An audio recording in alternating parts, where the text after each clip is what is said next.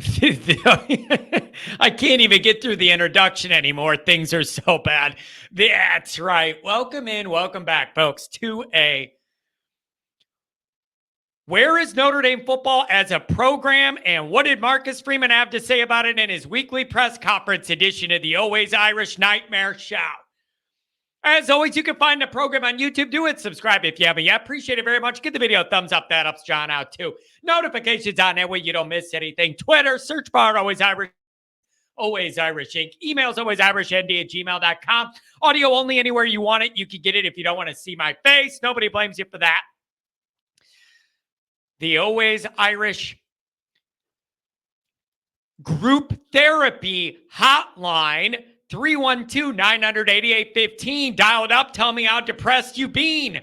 Like, I don't know what else to say. It's the depression hotline, and it's been off the hook. The phone's been ringing.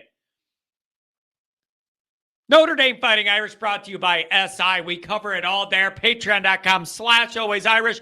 Your former captain, your leading tackler, Mike Goolsby, breaks down all the film, trying to figure out what the heck's going on with this football program. All right. Here's where I never want to have to do this episode. Here's where we're going to have to start. Number one is I'm recording this right after Marcus has finished his Monday press conference. There ain't nothing there for you. There ain't nothing there for you. And I don't know if there's anything the guy could say that would make like the fan base feel better. There ain't nothing there for you that's going to make you feel better as a Notre Dame fan. And I don't know if anything should be expected. Like, I know this is sacrilege because I'm kind of in the media now. These things are largely worthless and pointless. And I've not just now, but in regular circumstances, not catastrophe or a big win, just in regular times. I am shocked the amount of people that care about a Freeman press conference, and for that matter, a Kelly press conference. Who cares? Their job, they don't want to tell the fans anything, man. They tell you the bare minimum of the truth. Sidestep thing. Like, this isn't like time to be open and say what's really going on. You never get that from football coaches. Outside of injury, who's playing and who's not. That's about all you could trust from a coach's presser. At least in Notre Dame land. And it isn't just Freeman, it's all of them. So I'm always shocked the amount of people, oh my God, Freeman's going on his presser. I got to tune in. Like he's going to tell you the secret to the sauce or something. From the chat, it didn't seem like anybody liked any of the answers. Nobody liked the questions. They're not tough enough. But if you ask tough questions, it'll be the last time you get called on. So you're boxed in a corner. You guys got to understand how this goes. Everybody wants the media to nail tough questions or whatever. Good, you're never getting called on again. That's how this works. If you do that. So they got the media cornered. It's just, what a mess.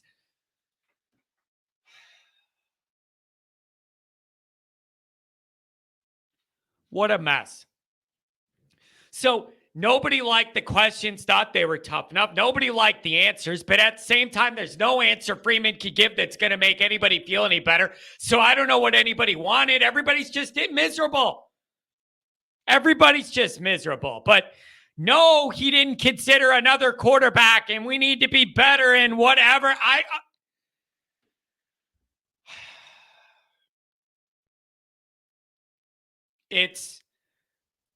You're in a bad spot. You're in a real bad spot. And so let's transition out of Freeman's presser, which I got nothing out of, into kind of where my mind's at now that we're a couple days removed from the immediacy of the nightmare that is our Notre Dame life. Here's what I started my morning call-in show with.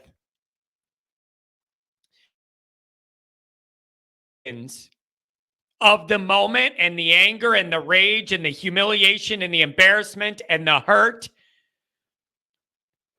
Now that that is subsided, like some of that heavy emotion, and I'm able to think more clearly, I'm even in a worse place than when I was just mad.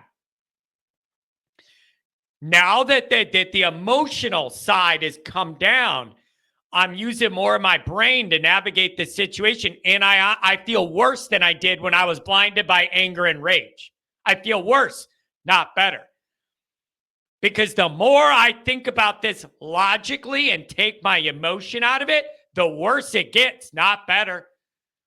The worse this gets, not better, the more my logic kicks in. Follow me here. You can't trust anything in this program now. You can't trust the coaches. You can't trust the players. You can't trust the head coach. You can't, neither one of those coordinators.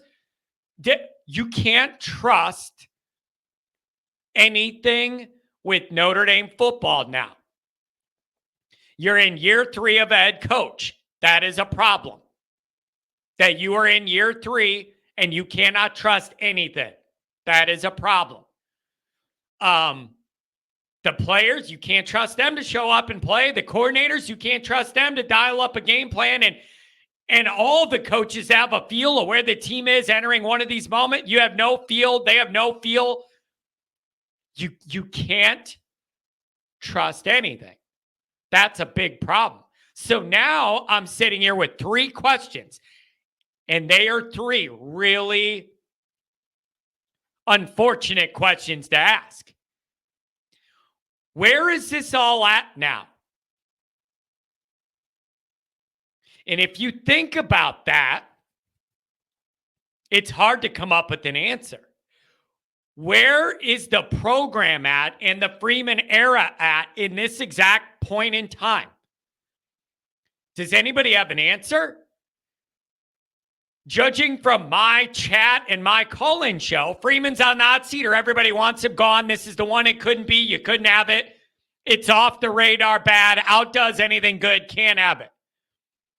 Does Pete Bavacqua feel that way? Notre Dame's athletic director, the one who makes these decisions. What does he feel? So when I say, where is the program at now? I'm not asking what the fans think. What does Notre Dame think? And I don't think any of us have that answer. Do you? Now, there's one part of this is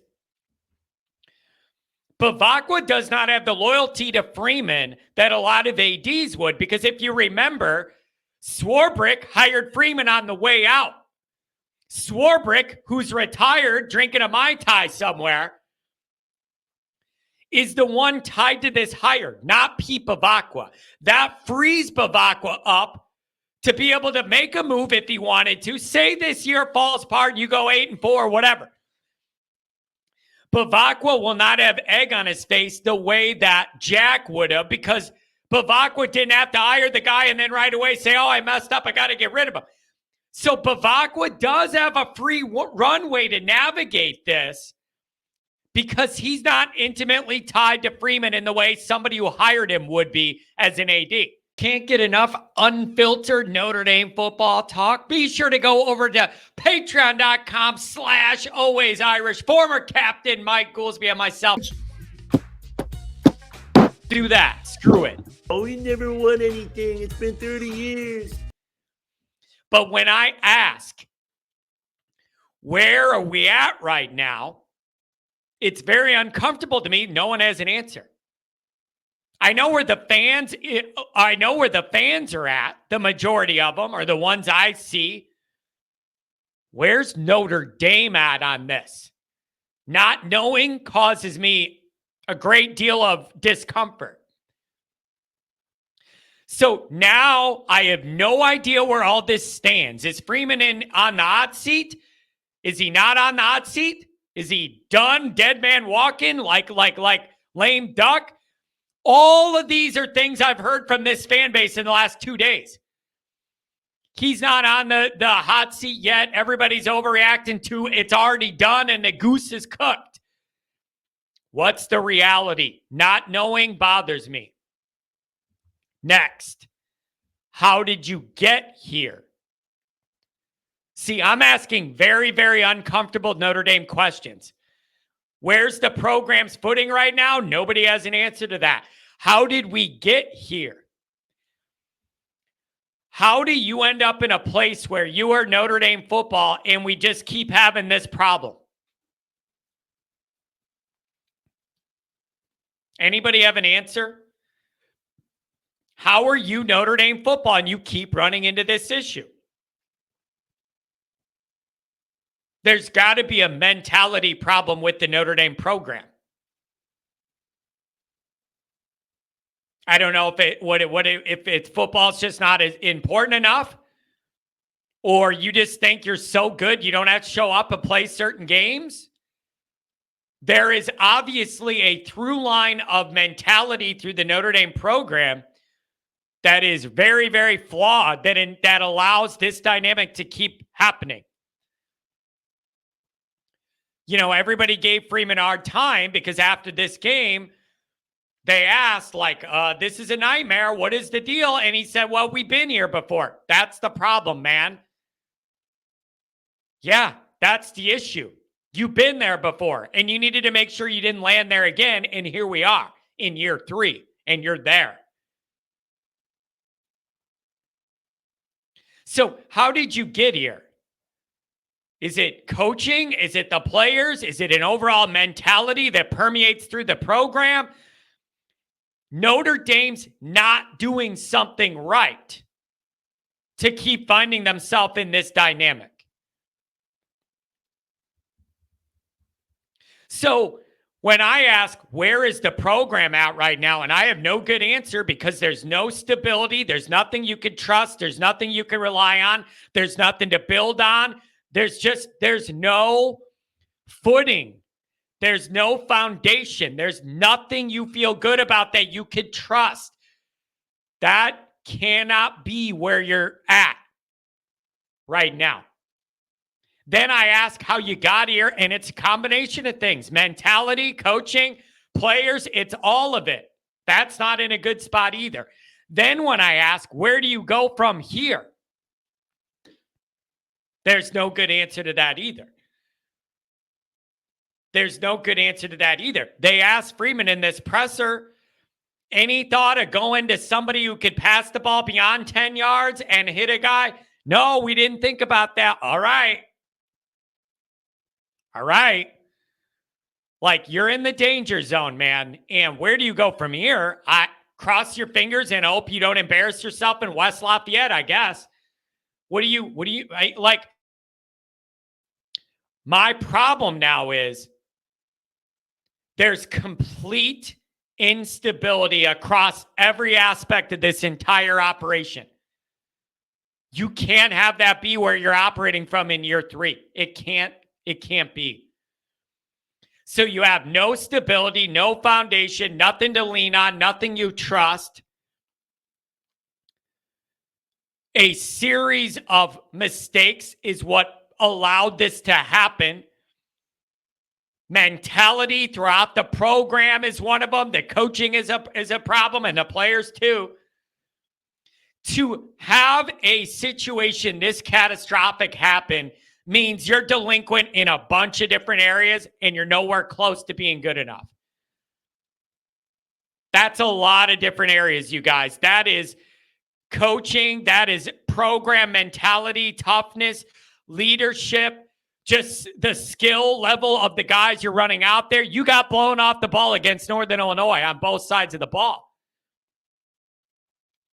That's a humiliation, you guys. That is an embarrassment. You lost the line of scrimmage to Northern Illinois. Everything's in question.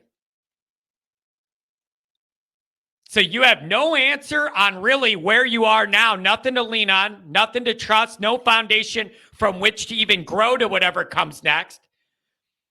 How you got here, I don't know exactly, but I do know that it's multiple areas that are bad. The only way this happens is if You're doing a horrible job in multiple areas. Otherwise, this doesn't happen. If you have the right mentality, this doesn't happen. If you have the right preparation, this doesn't happen. If you have the right leadership, this doesn't happen. If you have the right players, this doesn't happen. You're doing a bad job in a lot of areas. Where do you go from here? I don't know. Who knows? When I can't trust anything, when I can't rely on anything, I can't answer the question. Every game now is cross your fingers, hope maybe the team shows up to play football. There is no higher level dreams, bigger thinking than that, whatever. So I don't know where this goes from here. You just pray that the team's serious about trying to win a football game in West Lafayette, not be embarrassed 2 weeks in a row. I don't know. So horrible place to be. The press conference did nothing to make anybody feel any better about anything, and I don't think you should have expected it anyways. So you're in the middle of a total nightmare. I think the biggest question for me out of all of this uncertainty, the biggest question to me, maybe the most important one is, what does Pete Bavacqua think of this scenario? Like, maybe that's helping give me some direction. Like, I don't have answers to any of these tough questions. Is that not the most important one? What does Pete Bavacqua think of where we're at and what is going on? What is Pete Bavacqua's tolerance level for this kind of football incompetence? None of us have that answer. None of us have that answer. Man, what a week. What a difference a week makes, right? I'm struggling so much with signature win. Freeman got a signature win, a big program win. Plant your flag. That it's a big deal. Inside track to the playoff, number 5 in the country. And you do this, you got no legs to stand on. You got nothing, man. It couldn't be. It couldn't be, and it is. So this is a living nightmare. There's no way around that. It is about the worst case scenario, other than if you lost to A&M and then did this. I guess that would be way worse. But you're in the middle of a bad deal now. And the only way to dig out of this is to win the rest of your games. Like, this is so bad, off the reservation so bad. The only way anybody's going to even consider buying into this whole operation again is if you go 11-1. But if you're capable of playing this way at home against Northern, no one thinks you're capable of going 11-1. That is the issue. You've lost all credibility and all trust. All of it. Every bit of it. It's gone. So I don't know what happens from now, guys. I cross your fingers, hope they're serious about playing real football against Purdue. And then the following week, I'm going to drink a bunch of Miller Lite in the parking lot, and at least I'm going to drink my beer and be with my family and friends. You can't trust the football, but at least for the tailgate, I'm going to see a lot of nice people that I care about, and they care about me.